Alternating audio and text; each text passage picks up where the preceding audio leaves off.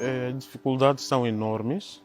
Isso culminou com a calamidade natural que atacou o distrito, que foi o ciclone Kenneth, isso que deixou praticamente quase um tempo sem aula, porque as escolas ficaram sem teto, os alunos também ficaram sem material escolar, porque as suas casas também ficaram sem teto, sem nada, e tudo estragado. Então tínhamos que retomar assim paulatinamente as aulas